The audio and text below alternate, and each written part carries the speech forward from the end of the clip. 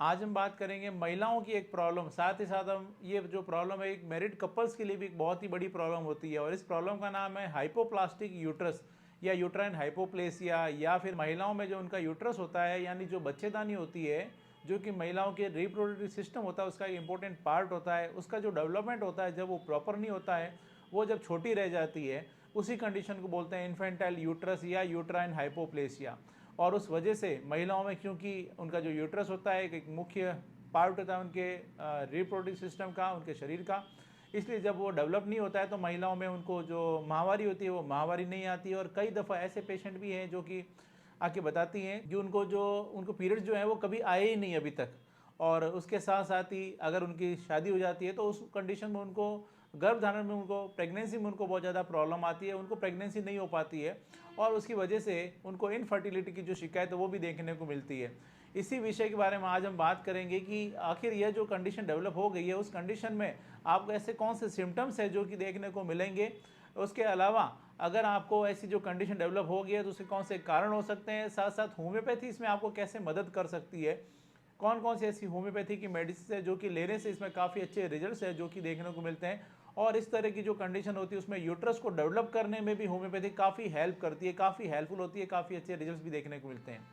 मैं जोधपुर से doctor Kuldeep Jangid, homeopathy consultant, एक बार फिर से आपका अपने यूट्यूब चैनल में स्वागत करता हूँ। महिलाओं से जुड़ी हुई चाहे कोई भी प्रॉब्लम हो, चाहे वो उनको थायराइड की समस्या आ रही है, चाहे वो उनको पीरियड से रिलेटेड कोई उनको इश्यू है, चाहे उनको पीसीओएस या पीसीओडी की जो शिकायत है, या फिर उनको अगर उनके बच्चेदानी में कुछ गांठें या जिसको बोलते हैं फाइब्रॉइड डेवलप हो गए हैं, या फिर और भी कोई भी प्रॉब्लम है, उस कंडीशन में भी होम्योपैथी काफ़ी हेल्पफुल होती है। इन सभी कंडीशंस के लिए आप चाहें तो होम्योपैथी ले सकते हैं। चलिए दोस्तों, अब हम बात करते हैं इसी इन्फेंटाइल यूट्रस के बारे में। और आगे बढ़ने से पहले अगर हम बात करते हैं यूट्रस को समझने की कोशिश करते हैं, उनके रिप्रोडक्टिव सिस्टम को समझने की कोशिश करते हैं, ताकि आपको ये जो प्रॉब्लम है वो आसानी से समझ में आए। महिलाओं के रिप्रोडक्टिव सिस्टम में कुछ पार्ट्स होते हैं उनके, जैसे कि वेजाइना के द्वारा महिलाओं का रिप्रोडक्टिव सिस्टम बाहर की तरफ खुलता है और उसके अंदर की तरफ होती है सर्विक्स, जो कि यूट्रस का, बच्चेदानी का एक सकड़ा भाग होता है, और उसके अंदर की तरफ आ जाती है बच्चेदानी, जैसे कि आप डायग्राम से देख रहे हैं। और यह जो बच्चेदानी या जो ये यूट्रस होता है, इसके साइड में दो ओवरीज होती है, लेफ्ट और राइट में, और यह जो ओवरीज होती है फैलोपियन ट्यूब के द्वारा यूट्रस से जुड़ी हुई होती है। और इस तरह से जो ये ओवरीज होती है, ओवरी से एग रिलीज होता है और वह स्पर्म के जब कांटेक्ट में आता है तो फैलोपियन ट्यूब्स के अंदर इसमें इसका फर्टिलाइजेशन होता है, और वहाँ से जो ये फर्टिलाइज एग होता है वह यूट्रस में या फिर जो बच्चेदानी होती है उसमें आकर वहाँ पर इम्प्लांट हो जाता है, और वहाँ पर इसका डेवलपमेंट होता है, और वहाँ पर ये एक भ्रूण के अंदर डेवलप होना शुरू हो जाता है, और उसके बाद में एक बेबी का एक रूप लेता है। यह जो सारा का सारा जो डेवलपमेंट होता है वह यूट्रस के अंदर होता है या बच्चेदानी के अंदर होता है। और जब यह यूट्रस या जो बच्चेदानी होती है उसका जब डेवलपमेंट ही प्रॉपर नहीं होता है तो उस कंडीशन में यह प्रेगनेंसी में दिक्कत आना शुरू हो जाती है, उनके पीरियड्स में दिक्कत आना शुरू हो जाती है। इस तरह से जब ये छोटा रह जाता है यूट्रस, तो इसी कंडीशन को बोलते हैं इन्फेंटाइल यूट्रस। बात करते हैं इसके कारणों की,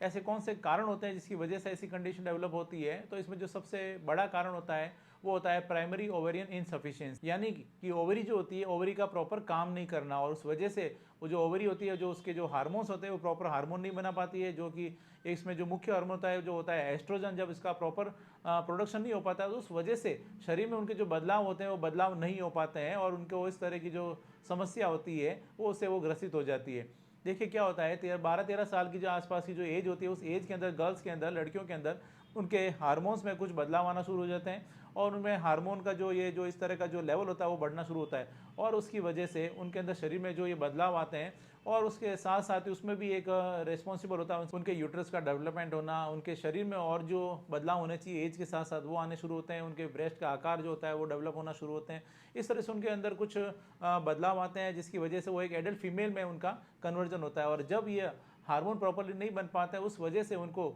ये जो इस तरह के जो बदलाव आते हैं, बदलाव में उनको दिक्कत आना शुरू होती है। उसमें से एक होता है उनके जो यूट्रस होता है, यूट्रस का भी डेवलपमेंट नहीं हो पाता है, और उनका जो इन्फेंटाइल यूट्रस या जो स्मॉल यूट्रस की उनको शिकायत जो होती है वो देखने को मिलती है। और इसके अलावा एक रेयर कॉज होता है वो भी देखने को मिल सकता है, वो भी रेस्पॉन्सिबल हो सकता है। उसमें उनको पिट्यूटरी ग्लैंड जो होती है, जो कि मास्टर ग्लैंड बोलते हैं, जब उसके प्रॉपर फंक्शनिंग में दिक्कत आना शुरू हो जाती है तो वो इस तरह की जो कंडीशन होती है वो भी देखने को मिलती है। जो आपकी बॉडी होती है, बॉडी के जो बाकी जो भी ग्लैंड्स होती है, बाकी जो भी हार्मोन्स होते हैं उसको भी मैनेज करने का काम भी पिट्यूटरी ग्लैंड करती है। जब वो प्रॉपर काम नहीं करेगी तो इस तरह से उनके हार्मोन्स में उनको इम्बैलेंस होना शुरू हो जाता है, उसके कारण भी ये जो प्रॉब्लम होती है वो देखने को मिल सकती है। इसके अलावा अगर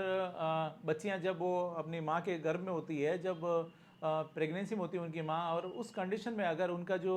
डेवलपमेंट में ही अगर उनको यूट्रस जो है वो अगर वो उसमें विकसित प्रॉपरली नहीं हुआ है, उनको प्रॉब्लम है डेवलपमेंट में ही, तो उस कंडीशन में भी जब आगे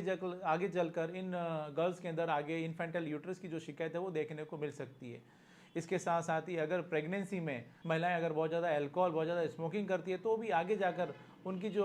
इस तरह की जो बेबी गर्ल्स होती है उसमें भी आगे जाकर इस तरह की जो प्रॉब्लम होती है वो देखने को मिल सकती है। दोस्तों, ये इसके कुछ मुख्य कारण होते हैं उसकी, जिसकी वजह से इन्फेंटल यूट्रस जो होती है उसकी जिसकी शिकायत जो होती है वो देखने को मिल सकती है। अब बात करते हैं इसके लक्षणों की, ऐसे कौन से सिम्टम्स है जो कि देखने को मिलेंगे, ताकि आप आसानी से पता चल सके कि कहीं आपको इन्फेंटल यूट्रस तो नहीं है। इसमें देखिए क्या होता है कि 12-13 साल की जो एज होती है, जैसा कि मैंने बताया था, उस एज में गर्ल्स के अंदर उनके हार्मोन्स में उनके बदलाव आना शुरू होते हैं, और इसके साथ साथ इसमें जो सबसे बड़ा एक बदलाव होता है वो होता है उनको पीरियड्स जो होते हैं, पीरियड्स उनके स्टार्ट होते हैं। और उस एज में जब 12-13 साल के आसपास पीरियड्स स्टार्ट नहीं हुए हैं, या और भी जब उसको थोड़े टाइम तक और वेट करते हैं उनके पेरेंट्स, और उसके बावजूद भी कई साल बीत जाते हैं लेकिन उनको अगर पीरियड स्टार्ट नहीं होते हैं, तो उस कंडीशन में जब जांच कराते हैं तब पता चलता है कि उनको इन्फेंटाइल यूट्रस की उनको शिकायत है, यानी एब्सेंस ऑफ पीरियड। कई बार तो ऐसा भी होता है कि उनको पीरियड्स कभी आते ही नहीं है महिलाओं के अंदर। ऐसी जो कंडीशन है, ऐसे जो सिम्टम्स हैं, अगर वो देखने को मिल रहे हैं तो समझ सकते हैं कि कहीं आपको इन्फेंटाइल यूट्रस की शिकायत तो नहीं है। इसके साथ साथ ही पीरियड्स जो होते हैं, कभी कभी ऐसा भी होता है कि पीरियड्स बहुत ज़्यादा इरेगुलर होते हैं, बहुत ही कम आते हैं, स्कैंटी पीरियड्स की भी उनको शिकायत हो सकती है। इसके अलावा कभी कभी ऐसा भी होता है कि महिलाओं के अंदर जो उनके, जैसा मैंने बताया था, 12-13 साल के बाद में जो गर्ल्स के अंदर बदलाव होने चाहिए, उनके शरीर के अंदर जो बदलाव होने चाहिए, जैसे कि उसमें से एक होता है जैसे उनके शरीर के उनके जननांगों का विकास होना, उनके ब्रेस्ट का डेवलपमेंट होना, ये सब चीज़ें जब नहीं होती है तो भी कभी कभी ऐसा एक डाउट आता है कि कहीं उनको उनके कुछ हार्मोन्स में प्रॉब्लम तो नहीं है, कहीं उनको इन्फेंटाइल यूट्रस की शिकायत तो नहीं है। इसके साथ साथ ही महिलाओं में जब शादी को लंबा समय हो जाता है और जब वो उनको प्रेगनेंसी नहीं हो पाती है, उसमें जब वो जांच कराते तब पता चलता है कि उनको इन्फेंटाइल यूट्रस की उनको शिकायत है। इस तरह से आपको यह जो सिम्टम्स है या इसमें से मेजोरिटी सिम्टम देखने को मिलते हैं, तो आप समझ सकते हैं कि आपको इन्फेंटाइल यूट्रस की आपको शिकायत है। और इसकी जो प्रॉपर जांच होती है, कोई अल्ट्रासाउंड वगैरह जब करवाई जाती है तो उसके द्वारा, उसके हार्मोन के द्वारा, जांच के द्वारा आपको इसमें पुष्टि हो जाती है जब कभी भी आपको ये प्रॉब्लम्स आती है और जब आप गायनेकोलॉजिस्ट के पास जाते हैं। तो चलिए अब हम बात करते हैं इसके ट्रीटमेंट पार्ट की। जब कभी भी ऐसी समस्या आती है तो उस कंडीशन में अक्सर पेशेंट जो होते हैं वो हताश हो जाते हैं, और अक्सर इसमें ऐसा होता है कि उनको प्रेगनेंसी में परेशानी आती है, उनको पीरियड्स नहीं आ पाते हैं, और ऐसी जो कंडीशन होती है उस कंडीशन में उनके पास ज़्यादा कुछ करने को नहीं होता है। इसमें इस तरह की जो कंडीशन डेवलप हो रही है तो मैं आपको सजेशन दूंगा, एक बार आप होम्योपैथी ज़रूर लें। होम्योपैथी द्वारा कई बार ऐसा होता है कि